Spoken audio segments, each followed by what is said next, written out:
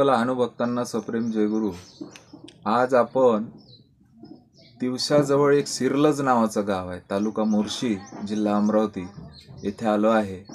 आणि आपल्यासोबत आहेत परम लहानुभक्त चौधरी कुटुंब, आणि चौधरी कुटुंबातील दोन्ही बंधू आपल्यासोबत आहेत. तर त्यांच्या जीवन प्रवासामध्ये आलेले संपूर्ण लहानोजी बाबांचे अनुभव ते आपल्याला सांगणार आहेत. दादा जय गुरु. जय गुरु. जय लहानोजी बाबा. जय लहानोजी. सगळ्यात आधी तुमचं नाव सांगा. विवेक सुखदेवराव चौधरी. दादा तुमचं सांगा. राजेंद्र सुखदेवराव चौधरी. तर तुम्हाला श्री संत लहानोजी महाराजांचा भक्ती मार्ग कसा गवसला या बाबतीत सांगा दादा. आम्हाला आमच्या वडिलापासूनच.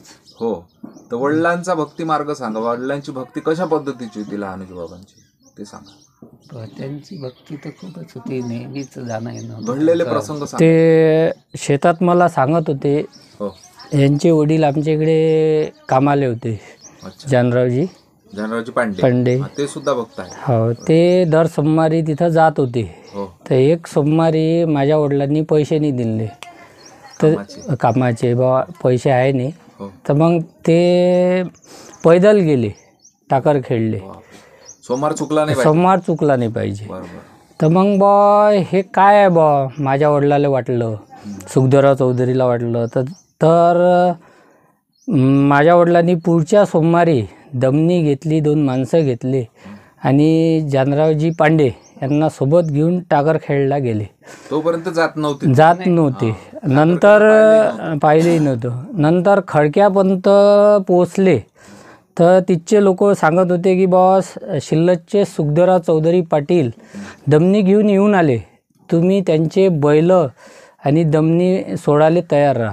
बाबाजी म्हणत होते. हो, 5-6 किलोमीटरहून सांगितलं.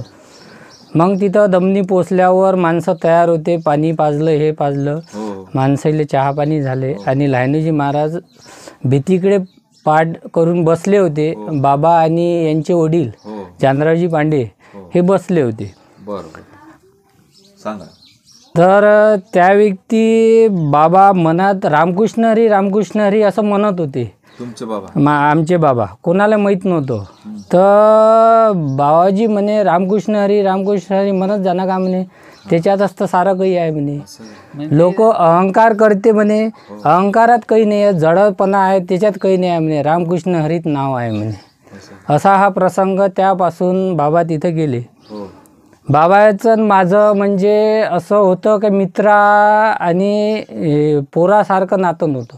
मित्र हा माझ्या बाबा, जे दुःख असो, जे सुख असो, ते मला सांगत होते. असे जे असं नको करू बाबू, तसं नको करू. माझ्या बाबांनी 3 गोष्टी सांगितलं. अहंकार करायचा नाही म्हणे, मी कधी मनाचं नाही म्हणे, मी केलं बा असं नाही.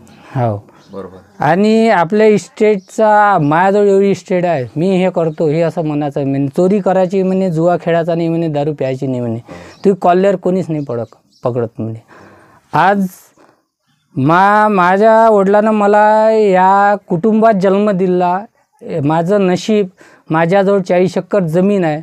आणि त्याच्यापेक्षा मी बिगर आईवडिलाचं अमरावतीत राहिलो, पण मला कायचा शौक नाही लागला. हे त्या संताची पुण्य, कृपा नाही पुण्य. बरोबर सांभाळून ठेवलं. माझ्यासोबत माझे मित्र आज कोल्हाटकर कंपनी अमरावतीची, चांडक, नीरज मुरके, आज माझे मित्र डॉक्टर इंजिनियर झाले. लहानपणी मी त्यांना सांगू की बाबू हे व्यसन चांगला नाही, हे नाही. त्यांना व्यसन लागले पण मला नाही लागले. आज मला म्हणे विवेक, तुझं आम्ही ऐकलं असतो तर व्यसनाधीन गेलो नसतो. असे त्या संताची लीला आहे. लावून ठेवलं. एका वेळेस बाबा गेले, तिथं रडले, बा पीक नाही होत, संसार कसं. आपलं ते टाकर खेळला. आपलं ते 4 एकर वावर आहे म्हणे बाबू म्हणे, तेच आपलं जीवनात आपलं संसार पोचते म्हणे. किती की म्हणजे दुष्काळ पडो, काही पडो, ते माऊली आम्हाला उपाशी ठेवत. असा त्या संताचा आहे. आणि सत्यदेव बाबांना आमच्या वावरात येऊन वीर खांदली, म्हणजे मूर्त दिलं, टिकास स्वतः. प्रत्येकाच्या इथं पाण्याची टंचाई येते, पण त्या आमच्या या शेतात पाणी येत नाही. हे संताची कृपा आहे. तर तुमचे वडील कोणत्या वर्षी ध्येय ठेवला त्यांनी? तर 2006 मध्ये 2006 पर्यंत होते चिकनगुनियात. अच्छा अच्छा, गेले. त्या वर्षी ध्येय ठेवला त्यांनी. तर तुमच्या वडिलांची परमकृपा. आणि सगळ्यात आधी तुमच्या गावातले कुटुंब म्हणजे पांडे कुटुंब. पांडे कुटुंब, हे पांडे पांडे बसणार यांचं नाव आपल्याला जवळपास 1.5 वर्ष, माझ्या यादीमध्ये 1.5 वर्षाच्या आधी आला. हो. काय जाणे बाबाजीनं आज आणलं तुमच्या गावामध्ये. आणि आज फार चांगला योग की सोमवार दिवस आहे. हो. बाबाजींना आजच आणलं, हे एक वैशिष्ट्य. आणि आताच ऑगस्ट महिन्यात म्हणजे सप्टेंबर महिन्यात काला होता तिथं. हो. तर त्यावेळेस मी 4 दिवस तिथं राहिलो. अच्छा, म्हणजे याच्यात पुण्यतिथी हो, उत्सव. पुण्यतिथी 4 दिवस राहिलो, 8 दिवस राहिलो. मी दुःख होतं, असं होतं तसं, माझ्यात अहंकार चढला होता. हो. तर त्या खोपडीच्या मागं मी बसलो होतो. बरं. तर मी म्हणत होतो, एक जण नागपूरवाला म्हणे चल म्हणे एक चहा पिऊ म्हणे. मॅडम माझ्याजवळ पैसे नाही. तो म्हणे मी पाचतो. तर मी पाचतो. तर तो मॅडला नाही, मला तुझ्या हातचा नाही चहा पाहिजे, मला लायनोजी महाराजच्या हातचा चहा पाहिजे. तर आला नाही चहा मला. मग ते जे आपलं तीर्थ शिरवाले पालखी निघाली. मग आम्ही नदीवर गेलो. नदीवर ते तीर्थ गिर्थ शिरवलं हे ते. त्याच्यानंतर आम्ही आलो. मग नंतर तिथं सारे टाकरखेड्यातले ओळखीचे होते, हे होते. आम्ही नाश्ता केला. मग नाश्ता झाल्यावर 2 माणसं आले, एक मुसलमान आला आणि एक हिंदू आला. ते म्हणे भाऊ म्हणे थोडंसं नाश्ता देणं म्हणे. मग मी पाहिले, भांडे पाहिले, हे पाहिले, पण नाश्ता काही सापडला नाही. महाराज म्हटलं एक तर घास आण म्हणे. मग यायच्या असा एक मित्र होता, मी म्हटलं एक घास दे रे बा. एक घास म्या त्यांच्या हातावर टाकला आणि पाणी पाजलं. 5 गिलास पाणी पेले आणि अशी डरकांडी दिली. सारे जण भरलं, पोट भरलं म्हणे.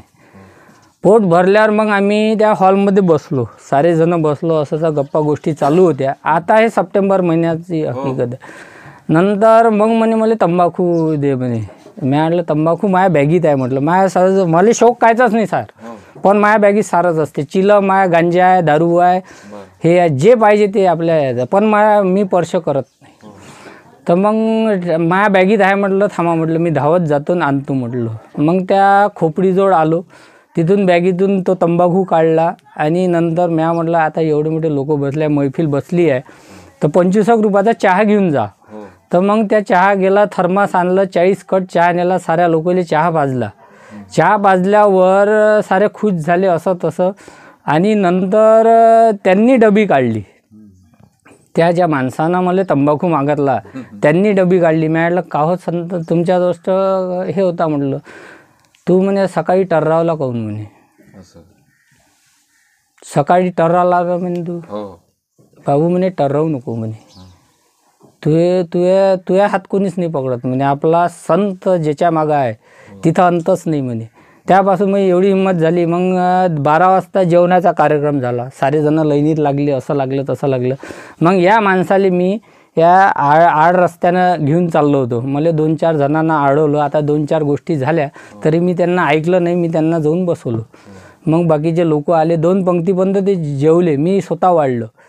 स्वतः वाढल्यावर मग म्हणे मलाच खाऊ घालशील काय म्हणे. मग माझ्या लक्षात आलं, तुळशीचं पान त्याच्या ह्याच्यात टाकलं आणि म्हणे आता पोट भरलं.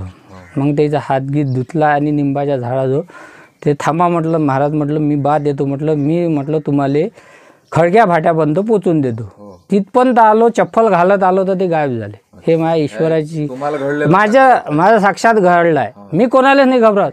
संत ज्याच्या मागं त्याचं काहीच नाही. जे मी म्हणतो 4 दिवसात 8 दिवसात पाहिजे ते मला भेटून बाबाजीची कृपा आहे, संतांची कृपा. बाबाजी नाही, जे भारत देशात संत आहे.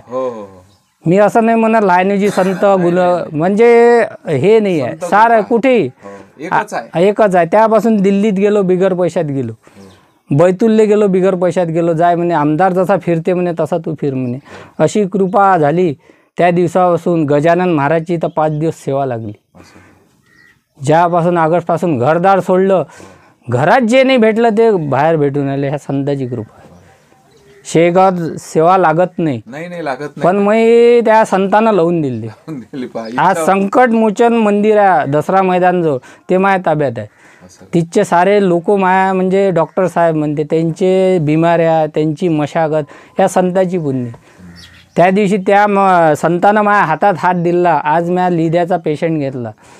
5,000 रुपये दे म्हटलं, तू बिमारी दूर कर दो. 3 दिवस झाले तो म्हणे माया साऱ्या दुखून आलो म्हणे. मिळालं माया हात कायम झाला. लायनूजी महाराज माया बुडा गुणवंत महाराज माया गुरु. लायनूजी महाराज माया बुडा गुणवंत महाराज माया गुरु. आणि आपले मारुती महाराज माया मित्र.